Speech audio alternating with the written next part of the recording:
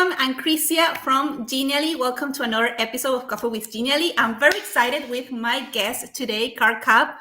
Welcome to Coffee with Genially. Thank you for Yeah, accepting the invite. I'm so excited to be here. Thank you so much for having me. I'm very looking forward to our conversation. Yeah, a lot of people. I was mentioning, Karl, that a lot of people in our learning and development community and ambassadors were like, you need to have Karl Kapp here. You need to ask a lot of things of gamification. Gamification equals Karl.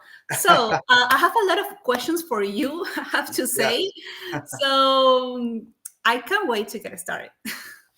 me neither. No, I think it'll be a lot of fun. And thank you to the community who have all the questions. I'd be happy to answer them. Wonderful. So I would like to know, like, how did your journey in the instructional design sector begin? Yeah, that's a great question. So it totally happened by accident. So when I Wow. was young, I was in sixth grade, and this really cute girl named Kitty went into little theater. So she was acting, and I'm like, well, if Kitty's going to do that, I'm going to do that. So I went into acting in little theater in like sixth grade, and then a company came and wanted us to do a safety video about crossing the street. It was an instructional design company, although I didn't know it at the time. And so then fast forward, years later, I'm graduating from college. I'm looking for an internship, and I go to this company and I say, hey, I've worked here before. And they're like, what? You just graduated from college. You didn't work here before. I'm like, yeah, I was a little kid in one of your safety videos. And they're like, oh, okay, I'll give you an internship. And so I worked there for a couple of weeks. I'm like, what do you guys do here? Like, this is kind of interesting. And they said, oh, we do this thing called instructional design. I'm like, oh my gosh, I love this. Never had heard of it before. And said, that's what I want to do for my career. So I set off for my master's degree in instructional design and technology, using those knowledges. So You using that knowledge. discovered your bachelor there.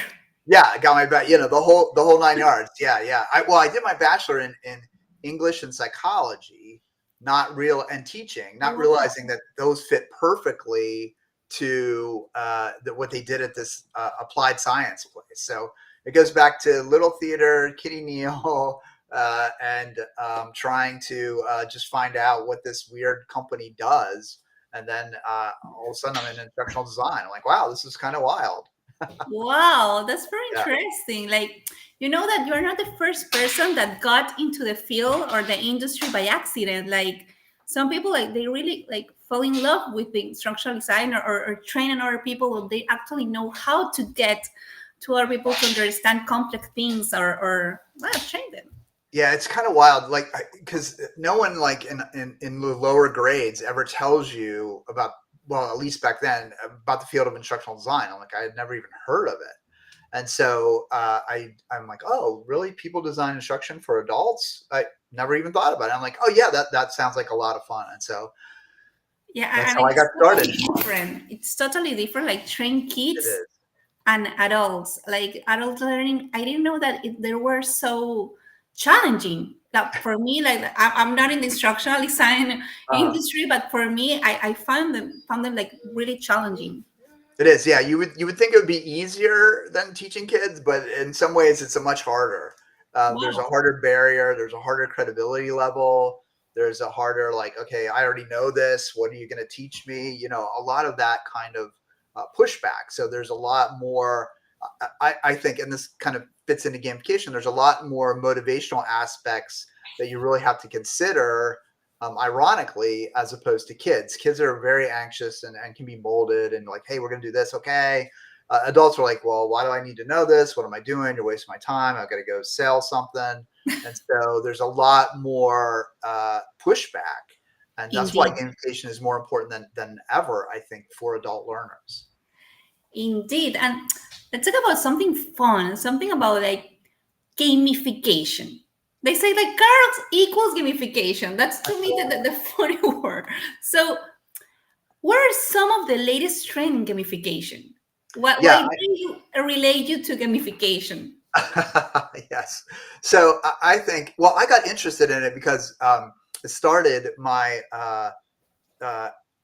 sons were like so into video games, and I'm like, and I was into video games, and I'm like, but that's when e-learning was first coming out, and e-learning was so boring, and I'm like, why are games so addicting and e-learning so boring? Can't we bring the two together?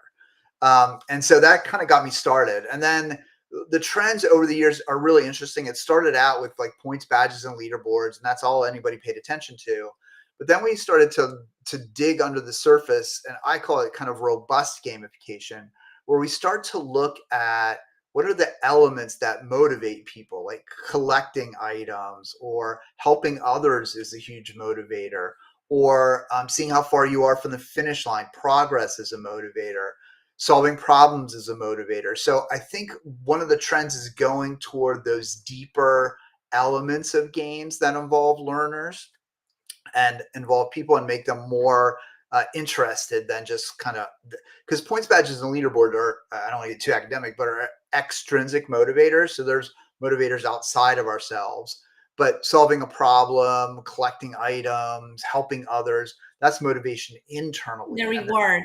yeah, exactly. Yeah, the intrinsic, and that's so much more motivational than those external rewards. So really, that seems to be a trend that's happening, and it's really important because so many organizations have disengaged learners. Like the Mhm. Gallup poll all over the place is like, uh, you know, somewhere like 60% of employees are disengaged. So how do you engage those employees? Part of the answer, not the entire answer, but part of the answer is using elements of games to help engage the employees in what they're doing. And that I think is a trend that's continuing to pick up.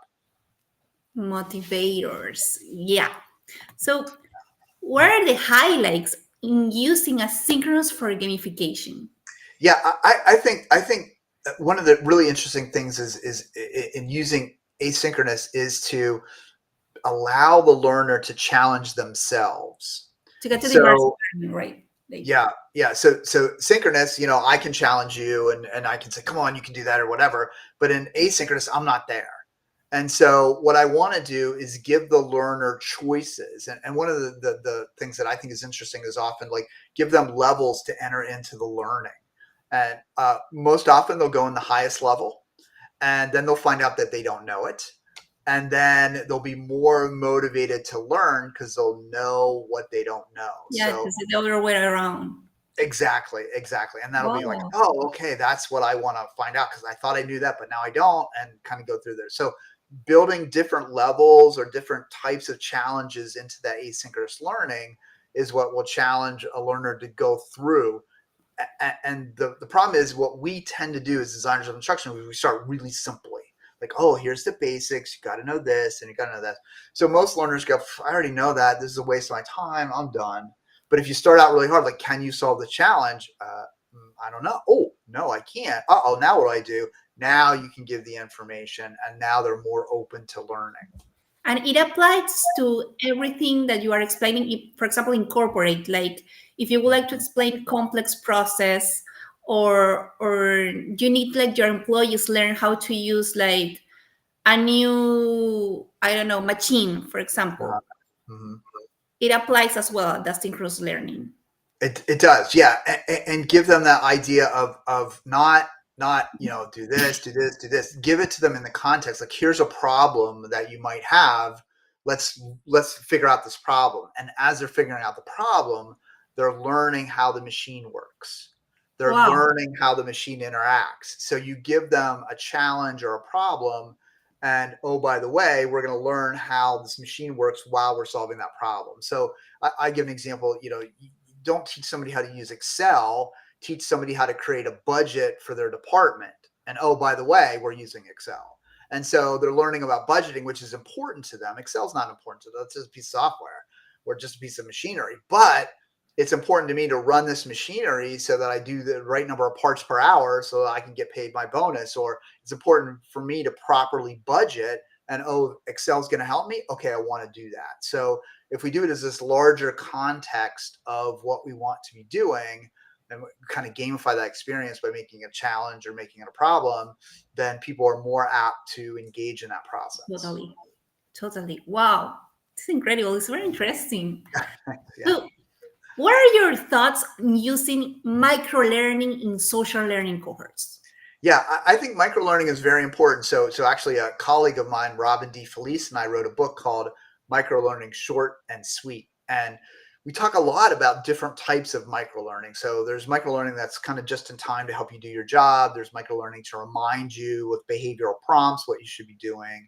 And there's also microlearning that is kind of the affective or the emotional domain. So if you have a social cohort of people, you have this community of people who are working together, interacting together, and have shared uh, uh, not values, but shared interests. And it may be shared values, but definitely shared interest. And microlearning in there can leverage that interest, can spark conversations or discussions. I always give the example of, you see this really cool meme and you're like, hey, you share it with all your friends, right? So wouldn't that be cool if you had a really cool microlearning and you shared it with all your friends? Of course. And so that's the kind of idea that I think can really work well in a social cohort. And Microsoft a while back had a cyber training or values training program that was a series of small little episodes. And literally people were waiting for the next episode to come out, which is just amazing from a Because learning and they're actually development. like learning bites, and they feel like motivated to keep learning. Wow. Exactly. And they're like, oh, I thought this person would do this, or oh, hey, check out what happened this week. And so that's using small micro learning to engage the cohort. So it was really kind of a fascinating. And in fact, it even went outside of that cohort. So other people at Microsoft who were not getting that training wanted that training because they Wow. wanted to know what was going on. I mean, that's kind of exciting training. Yeah, it is. It Yeah. actually is. So, how many times have you heard the word gamification? Like, let's get back to Yeah. gamification. How many times have you heard the word gamification and thought, oh, not again? Not again. Yes. So first of all, I love gamification, so it's hard for me to say, oh, not again. But sometimes people say, oh, I want to gamify this, or I want gamification for this. I'll be like, well, why? What are you trying to do? They're like, I don't know. I just think gamification would be cool. And I'm like, no, no, no. We have to tie it to a real need. If we just do gamification for the sake of gamification, then we're not really serving the people that we need to serve.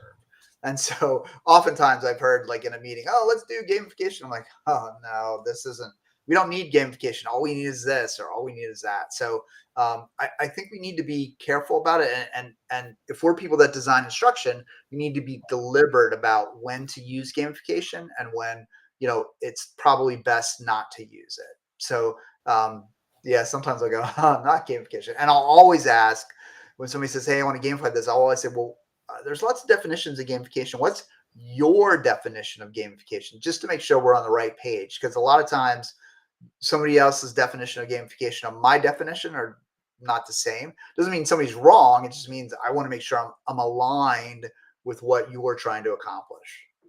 Do you believe that you can, like, this is like a personal question, that you can use gamification for everything, or you can So mix I it? believe you can, but you should not. Okay. Right. So for example, I was working with this organization and they said to me, it said, hey, we're trying to help people better recognize child abuse. And we're thinking of gamifying it. I'm like, that's like, sounds like a really bad combination. But then we started talking about, no, what we meant was to have people, figure out problems like, is this child being abused? What can be done? And so uh, it's not that it doesn't feel like a game. Like that's the other thing. A lot of people think gamification always feels like a game, but it's really using those elements of gamification. Like I said, problem solving, feedback loops, collection, progress, outwitting elements or people or events, so you can use elements of games without it seeming like a game. And I think that's where a lot of people get confused. They think, oh, gamification, we have to do a game. But what you really need to do is use those elements. And then in that case, those elements are used all over, right? So almost anything you want to teach might have to do with progress, like how close am I to being done with this? Or might have to do with feedback loops, like how am I doing? I want to know. So it's very possible to use the elements of games in even very serious subjects to help people stay motivated and learn and look nothing like a little kidsy funsy game. Not that there's anything wrong with that, but the right aesthetic and the right application at the right time is what's important. Yeah, I agree. I agree. So we can mix interactive questions as well, like other types of interactive elements in Yes, learning. absolutely. Yeah. Hmm. Yeah, it's interesting. So is there is there one thing you can choose to remove from the learning and development industry? What would it be? So one of the things that I think is there's a lot of barrier to experimentation. So people go, well, I learned by sitting at a desk, being very quiet and raising my hand, and that's how everybody should learn. Well, everybody doesn't learn that way. And you say, hey, let's gamify this. I'm a little nervous. I don't want to. Or let's create a game. And people are like, yeah, nah, people need, we're a serious company. We don't play games. So we have to be very serious. But the interesting thing is, I found the most serious human endeavors like warfare, medical uh, instances have been gamified for years, right? Like uh, armies play war games like all the time, and nothing's more serious than life and death. World War II, the Japanese had an entire institute dedicated to war gaming to figure out like if we attacked Midway, what would happen? If we attacked Pearl Harbor, what would happen? And you know what? The Americans and the British had the same thing, right? So everybody was playing these war games. So when people say, "Oh, it's too serious. We can't gamify things." Nonsense. The other thing I'm going to say is there needs to be more practice in learning and development. So lots of times what we do is we say, okay, here's the knowledge that you need to know. Now you know it, I'm done. But we all know that we don't get better if we don't practice something. And so I always tell the story like when I was a kid in high school, they said, Karl, practice swimming and you'll become a better swimmer. And guess what? I became a better swimmer. Then people get into corporations and say, practice your sales conversation, you'll be a better salesperson. I'm like, nah, I got it. I'm good. Like, really? Like, you don't practice? How can that be? So, but that happens all the time. Practice being a better leader. No, I'm already a leader. I got it. Why'd you become a leader? Well, I got promoted. Well, did you learn anything? Practice being a leader? No, I'm just really naturally, good at it. Well, yeah, no, you're not. You need to practice. So I think more practice is something that definitely is needed and is necessary. And so the people's willingness to experiment, with different ways to practice, and then their reluctance to practice, I would like to do away with that. I believe that there are a lot of new trends and like new technology right now. For example, AI. Everyone they want to try or test or experiment everything and create courses with different tools at the same time, and they actually lose the focus or Yeah, absolutely. what We're definitely, so it's very interesting. Like if you look at the learning industry, there's a group, I guess you could call them the learning pundits or whatever, who are always on the new thing. Like, hey, let's do this, let's do this, let's do that, let's try out AI, let's try, watch based learning. That was a thing for a while when Apple came out with his watch. I'm like, every new technology does. I'm like, what are we going to learn on our watch?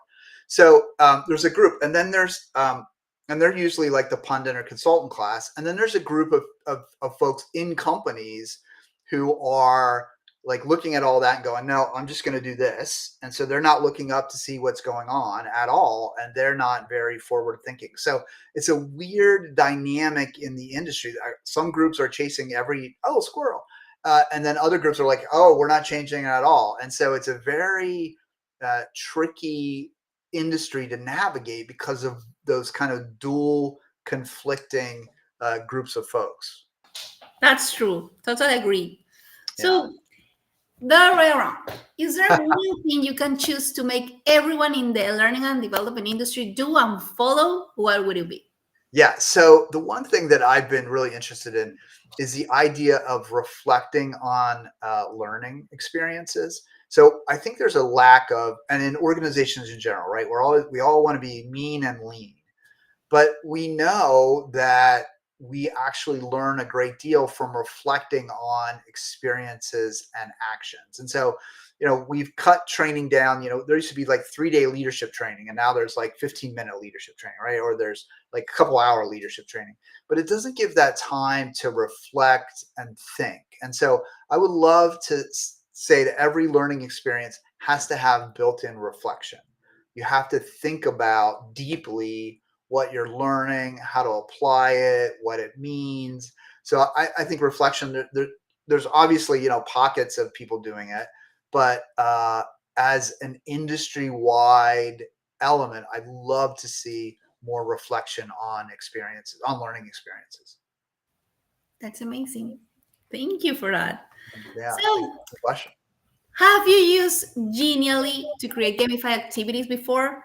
I have. So back in 2019, as we were talking before, I was like, oh, Genially, yeah, I think I've used that before. So I logged into my old account to see, one, I remember my password, and two, I got in. I'm like, oh yes, here it is, here it is. So yes, I have used Genially to create gamified activities. It was a lot of fun, and I enjoyed it.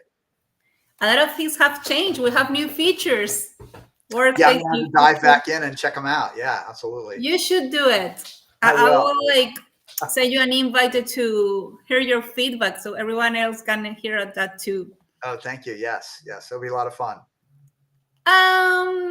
Let's get. If we can simplify a date in a life of Karl Kapp and turn into an e-learning, how would that story be like? Yeah, that's. I love this question. This is such a great question. I do a lot of interviews. I've never had a question like I'm like, oh my gosh, this is such a cool question. So This is an ambassador question. They really want to uh, know. yes, yes. So I think it would be. So I wear like lots of different hats and do lots of different things, and so I think it would be kind of like a choose your own adventure. So what would happen is like Karl would wake up, and then you're saying, okay, is he going to go get a cup of tea, or is he going to go for a walk, or is he going to sit on his phone for a while, or is he going to start with a project, right? And then eventually I'll get to a project, and then it would be okay. I have this project or this project. Which project do I want to work on? So, for example, I'm writing a book right now called Action First Learning, Wow. which will be out in 2025. So maybe I'll come back and talk about that. I'd love to do that. I would love to. Excellent. And so the cool thing is I'm working with a friend of mine, and we're doing kind of like the Action First comics kind of cover. It's not a comic book, but we're kind of going with action comics, Action First Learning. So, I have to work on that. But I'm also doing another LinkedIn learning course on gamification. So choose your own adventure. Do you want to work on the gamification first, or do you want to work on Action First Learning first? And then we'll go do that. And then there'll be surprise like, oh, you got an email at the university, our department name is changing, please vote on the department name. So like I would have to do that. And then, oh, now you have to meet with the student. Okay, now it's time for office hours. Okay, now it's time. So it would be an action adventure where you're making all of these decisions all day and trying to figure out like what to do and what to prioritize. And if you prioritized it correctly, you would get the most amount of work done, and you would get a prize at the end of the day. If you did it poorly, you would have to work past the end of the day to get everything done. Wow. So that would be the game. Wow. So E-learning. that course will be on LinkedIn. Yes. Well, it would be on. I would be. Yeah, the gamification course will be on LinkedIn. Yeah, absolutely. Yeah. So if people don't know, I already have. I think about 10 or 12 courses on LinkedIn. So a number on gamification, number of interactive learning. I have a metaverse course there. I have a branching simulation course there. So if anybody's interested, that's a good place to check out. And then on my YouTube channel, I've got a number of videos as well. I have a really cool series called the Unofficial Unauthorized History of Learning Games, where I dive into games and go, okay, is this really true? So we look at the MIT beer distribution game, which is a lot of fun. We look at the first corporate game that I think was created in Russia, actually, by a woman named Mary Burschenstein, and she was training plant managers at a typewriter plant. And she used the old war game concept to do. So I have a video on that. I have a video on Candyland, which was a result of a pandemic. The polio pandemic spawned the game Candyland. So yeah, I'm constantly kind of working on that. I talked to a gentleman the other day who was creator of the game The Lost Dutchman's Mine, which is about mining gold, but it's a team game. So I'm going to do an interview with him. So that's a fun series as well. So lots of fun with games and Wow. gamification and deciding kind of what to do. Well, everyone is hearing you, so they should like get into that course ASAP. Ah, great. Well, Yes, yes. I promise that I will invite Karl Kapp to create a game in Genially live, Thank you. so Yes, everybody can do and learn from him as well. that'll be fun. Our last question. You know that our next guest will be Mo Ash. I'm Ah, sure that you oh, know him. I do know Mo. Yes. What would you like to ask our next guest? Ask him Let's what he propose a eats. question. Ask him what he eats to stay so fit. Like he looks great. Mo looks fantastic. So I want to know: is it the water he's drinking? Is it the food he's eating? Like, what does he do to stay in such great shape? I will ask him Okay. that specific question for sure. I will do I that. mean, Mo's going to give you great information on gamification, and I mean, he's so creative and such a great guy. So, but that's a secret that I think he's not sharing enough.